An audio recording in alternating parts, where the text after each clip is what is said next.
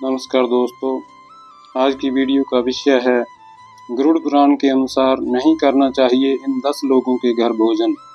एक पुरानी कहावत है, जैसा खाएंगे अन्न वैसा बनेगा मन। यानी हम जैसा भोजन करते हैं ठीक वैसी ही सोच और विचार बनते हैं।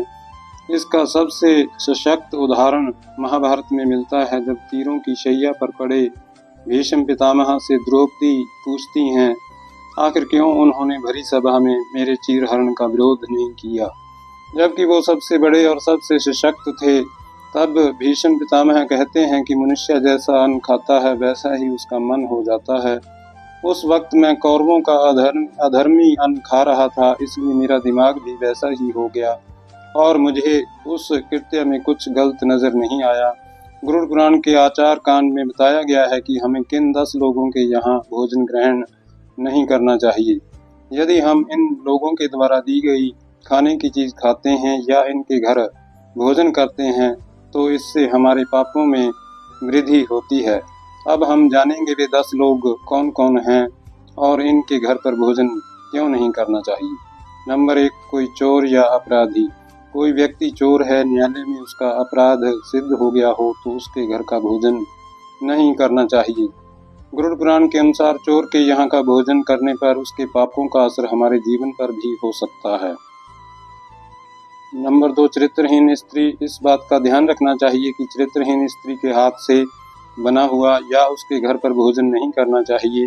यहाँ चरित्रहीन स्त्री का अर्थ यह है कि जो स्त्री स्वेच्छा से पूरी तरह अधार्मिक आचरण करती है। गरुड़ पुराण में लिखा है कि जो व्यक्ति ऐसी स्त्री के यहाँ भोजन करता है वह भी उसके पापों का फल प्राप्त करता है। नंबर 3, सूदखोर। वैसे तो आज के समय में काफ़ी लोग ब्याज पर दूसरों को पैसा देते हैं, लेकिन जो लोग दूसरों की मजबूरी का फ़ायदा उठाते हुए अनुचित रूप से अत्यधिक ब्याज प्राप्त करते हैं, गरुड़ पुराण के अनुसार उनके घर पर भी भोजन नहीं करना चाहिए। किसी भी परिस्थिति में दूसरों की मजबूरी का अनुचित लाभ उठाना पाप माना गया है। गलत ढंग से कमाया गया धन अशुभ फल ही देता है।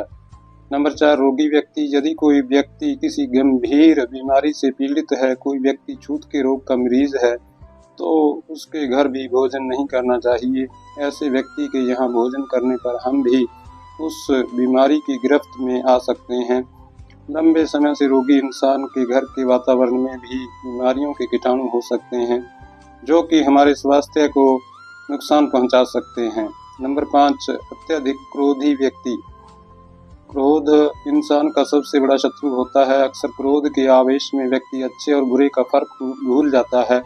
इसी कारण व्यक्ति को हानि भी उठानी पड़ती है। जो लोग हमेशा ही क्रोधित रहते हैं उनके यहाँ भी भोजन नहीं करना चाहिए। यदि हम उनके यहाँ भोजन करेंगे तो उनके क्रोध के गुण हमारे अंदर भी प्रवेश कर सकते हैं।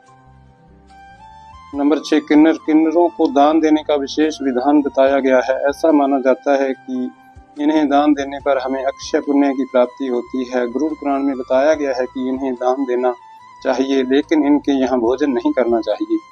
किन्नर कई प्रकार के लोगों से दान में धन प्राप्त करते हैं। इन्हें दान देने वालों में अच्छे बुरे दोनों प्रकार के लोग होते हैं।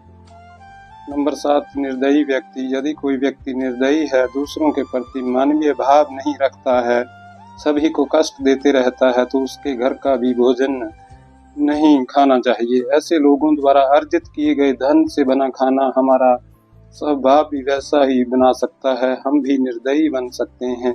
जैसा खाना हम खाते हैं हमारी सोच और विचार भी वैसे ही बनते हैं। नंबर 8, निर्दयी राजा।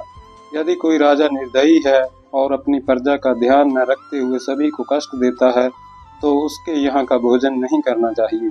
राजा का कर्तव्य है कि प्रजा का ध्यान रखे और अपने अधीन रहने वाले लोगों की आवश्यकताओं को पूरी करे। जो राजा इस बात का ध्यान न रखते हुए सभी को सताता है उसके यहाँ का भोजन नहीं खाना चाहिए।